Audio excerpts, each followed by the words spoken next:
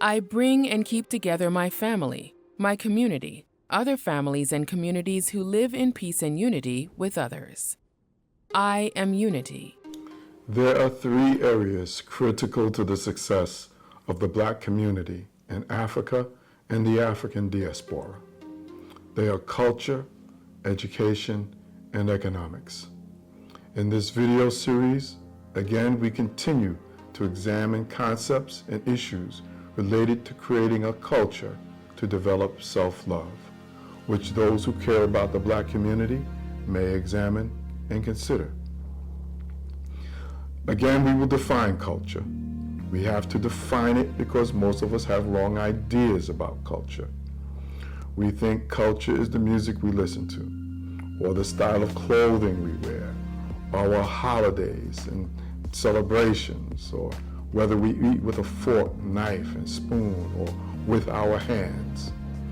Those things and activities are not culture. Culture comes from the word cultivate, which is related to the domestication and growth of plants. Culture is like a gardener who cultivates a young plant by tying it to a stand for support, putting it in a certain location, and watering it. The gardener does that to foster the growth of the plant to become tall and strong, so it does not grow bent and crooked, so it does not become a weed. The gardener does this with labor, care, and study to ensure that her plants are the best. Culture is a system to cultivate and civilize people. This is done by tying people to universal laws and standards of behavior based upon a foundational premise: do good, do no harm, so that people will grow strong, not bent and crooked. If you care about the children, women, and men of Black communities, you will use labor, care, and study to make sure that they are at their best. Tie yourself and them to the universal social laws called the guiding principles of peace and unity. They are moral, ethical laws that will guide you in your personal and community development. The guiding principles of peace and unity. Do good, do no harm. I meditate to relax in all situations. I am peace. I bring and keep together my family, my community, other families and communities who live in peace and unity with others. I am unity. I learn how to learn. I am knowledge. I create for myself, my family and my community, other families and communities who live according to the principles of peace and unity. I am power. I obey the laws of my family, my community, other families and communities that are in harmony with the principles of peace and unity. I am law. I do no harm to myself, my family, my community, other families or communities who live in peace and unity with others. I am protection. I choose the feelings, thoughts, and actions that are in harmony with the principles of peace and unity. I am control. I have fun and work with my family, my community, other families and communities who live in peace and unity with others. I am cooperation and harmony. I am careful about what I believe. I accept ideas and beliefs that are in harmony with the principles of peace and unity. I am correct ideas and beliefs. With all my heart, I take care of my family, my community, other families and communities who live in peace and unity with others. I am devotion. I keep a clean body. I have clean habits. I eat healthy foods. I exercise. I care for my environment and planet. I abuse no substance or drug. I am strength. This is how your ancestors built advanced civilizations that lasted for thousands of years. Many of us admire the great pyramids and temples, universities and libraries, agriculture and industry, vast cities and wealth. What is most important to understand is that those achievements came from our advanced social organization. Social organization based on universal laws. That is what is important for Black communities to understand today. That is what the pyramids represent. This is what the guiding principles of peace and unity will help you do today and forever. Currently, Black communities are living in varying levels of social chaos, corruption, poor health, and economic stagnation as a result of holding on to conditioned behaviors imposed on us in slavery and colonialism. It is these conditioned behaviors which have destroyed self-love within us and within our communities.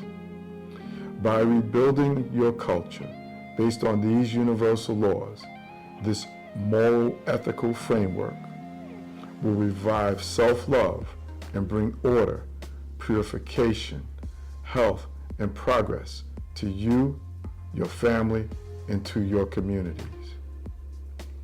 With the guiding principles of peace and unity as a foundation, culture will 1. Prepare you for life, 2. Foster your growth, and 3. Improve you as a person and a community. You can always download a copy of all the guiding principles of peace and unity and their violations at our website, thegppu.org. Today is our first discussion of the universal law called I Am Unity and its role in creating a culture of self-love and civilization. Whenever Black people face crises, we historically call for unity. Unity is extremely important because it allows people to work together and support each other, to protect each other in a hostile world. Let's define what unity is and what unity is not. First, instead of the word unity, we will use the term functional unity. Why? Because Black people are not a monolith. We live in different places, have different religions and spiritual beliefs. We look different physically, we eat different foods, we have different customs, etc. What we have in common are varying shades of melanated skin. But Black skin alone cannot be the basis of unity. To believe that is to put yourself, your family, and your community into a mental trap and in harm's way. Because there are evildoers with Black skin who would steal from you, murder you, rape you and your children, or support systems designed to destroy you. No, Black skin is not enough to create unity. Yes, we are Black, but many of the differences between us can only be addressed by holding on to and living according to a common set of ethical moral values and standards of behavior based upon a simple premise: do good, do no harm. Advanced social organization and functional unity depend on it. Holding on to universal laws based upon the premise, do good, do no harm, will allow you to systematically evaluate which Black people are trying to harm you and which are benefiting you. Those who are holding on to your common moral ethical framework and moral universal laws are the people you can hold with, work with, and build with. That is functional unity. This is what the universal law called I Am Unity asks you to do. Come together with Black people based on a common ethical moral framework of universal laws rooted in the premise, do good, do no harm. Those universal laws are called the guiding principles of peace and unity. Watch the following video. It's called Functional Unity. It will reinforce for you how to create a culture of self-love based upon the universal law called I Am Unity. Of course, you can watch our previous lessons on the guiding principles of peace and unity at Facebook, Instagram, or YouTube. You can also give us your comments or ask your questions. Do good, do no harm.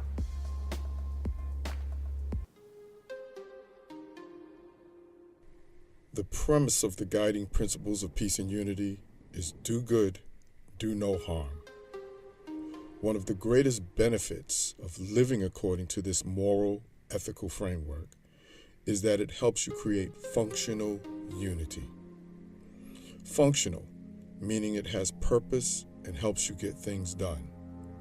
Unity means people of different races, religions, classes, nationalities, genders, gender identification, sexual orientation, political affiliations, working for the common survival and prosperity by being committed to the premise of do good, do no harm. We will never be the same, but we will not seek to harm each other, but help each other. Much like your body has cells, tissues, and organs that look very different and have different jobs, but have an underlying functional unity that keeps you alive. The guiding principles of peace and unity can help you harmonize your personal physical body and your body of ideas, beliefs, emotions, sensations, and habits. Just the effort to do so can bring your inner life into a more functional unity. People in your family have different ideas, beliefs, and emotional conditionings. Choosing to live according to the guiding principles of peace and unity within your family will unify you despite those differences by encouraging you to avoid harming each other and encouraging you to work together. Functional unity. People in your neighborhood are even more varied in appearance, ideas, beliefs, and emotional states. Choosing to live according to the guiding principles of peace and unity can turn your neighborhood into a community. The same applies to schools, businesses, and organizations. You can get the guiding principles of peace and unity and its related violations at thegppu.org. Do good, do no harm.